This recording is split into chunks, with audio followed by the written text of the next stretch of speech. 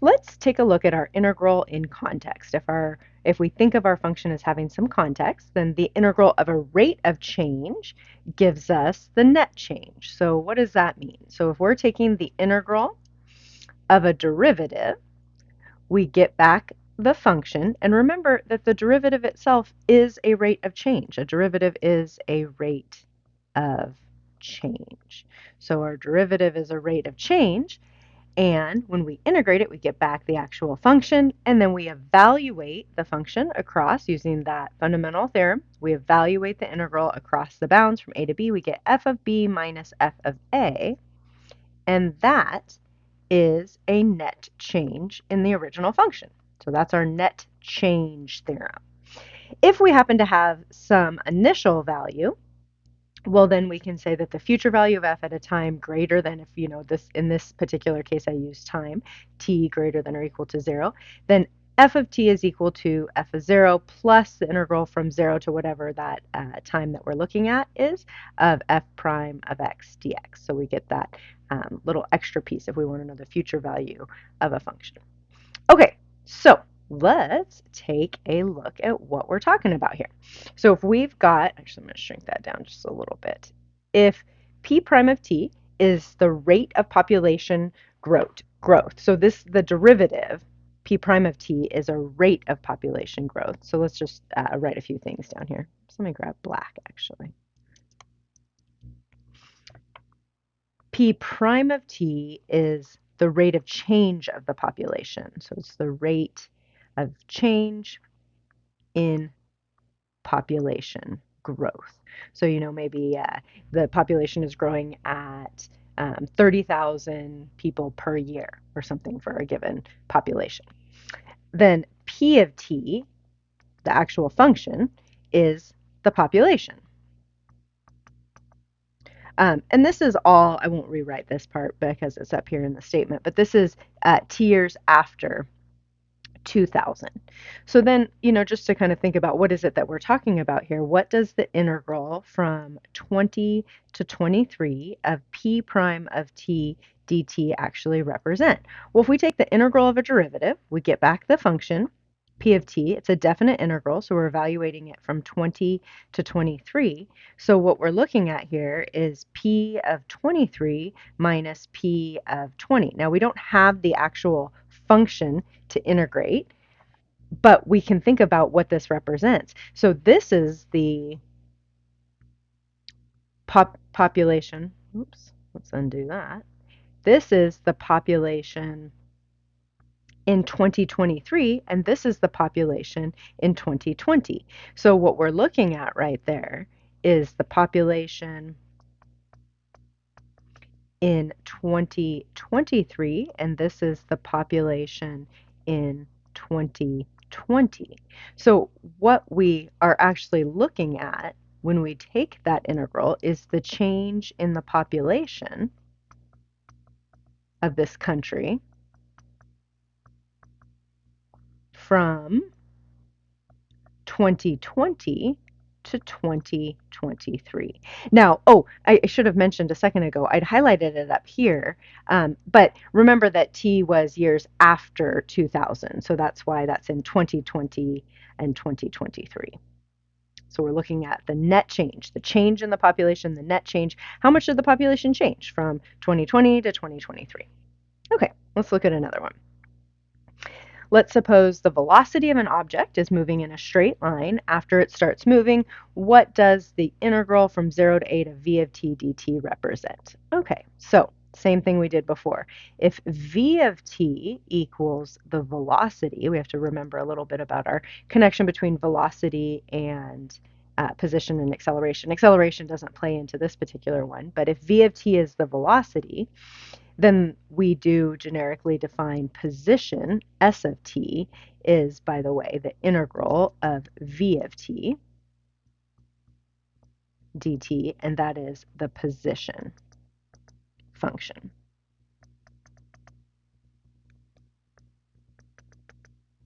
This just comes from way back in Calc 1 when we say S of t is the position function, then S prime of t equals v of t, which is velocity, and a actually, let's do two derivatives. S double prime of t equals the first derivative of the velocity, which is a of t, which we call the acceleration.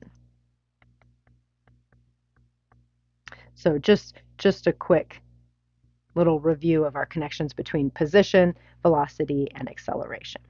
Okay, so that said, going the other direction, if we have velocity, when we integrate velocity or find the antiderivative of the velocity, we get back to the position function, which we are, in this case, going to be looking at what does the integral from 0 to a to v of t represent.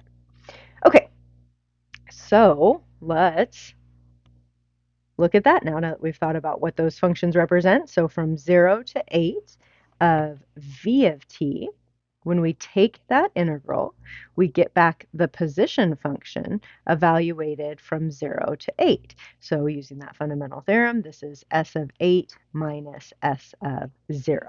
So what does that represent? Well, let's think about it. This is the position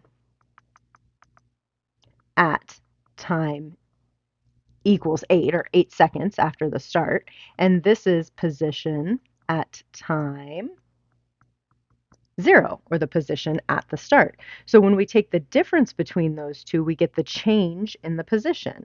So this is the change. This represents the change in the object's position.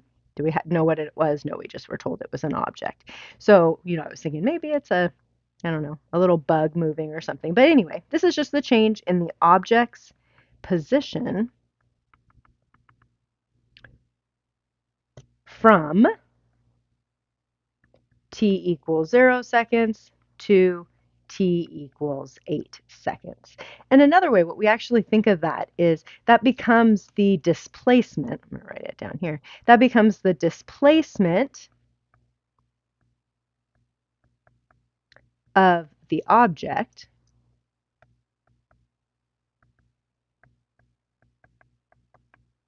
on the interval from 0 to 8 seconds. So when we say displacement, like how far did the object move from its original position? Now, in the next video, when we talk a little more about velocity and the sign of velocity, when we talk about an object moving, an object can move forward and an object can move backwards when we talk about an object moving on a straight line. So it can move either forward or backwards. So its displacement could be positive, negative, or even 0. It's just how far did it displace from where it started over the whole time interval. And we will, in order to find displacement, have to think about where it started and if it was moving forward or backwards. Okay, let's look at one more. Okay, so this one, let's have some actual functions to work with.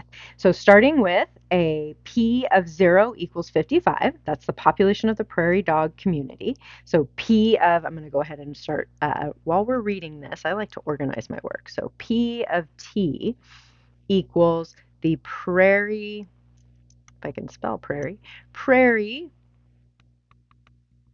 dog population. And we do know that P of 0 equals 55. So we're starting off with 55 prairie dogs, and it grows at a rate. So the derivative, the rate of change in the population, and it is a growth, it's a growing function, grows at 20 minus t over 5, and that's in prairie dogs per month on a time span of about 200 months, it looks like. So t equals months. Okay.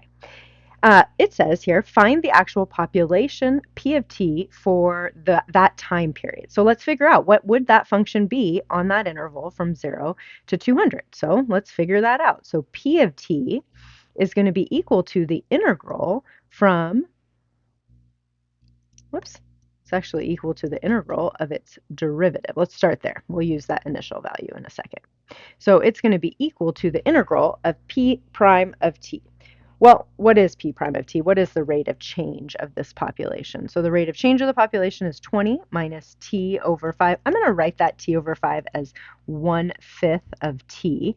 I just like writing it that way better because it'll make our integration rules a little easier. So P of t is actually equal to 20t minus 1/5 of t squared over 2 plus some integration constant. So that's 20t minus t squared over 10 plus c.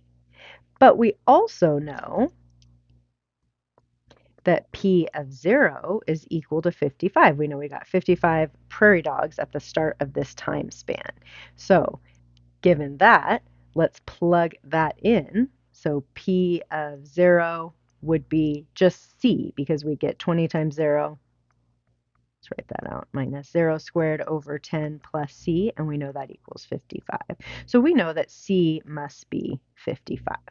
So our population function here is, where do we have it? There it is, 20t minus t squared over 10 plus 55. So that is our population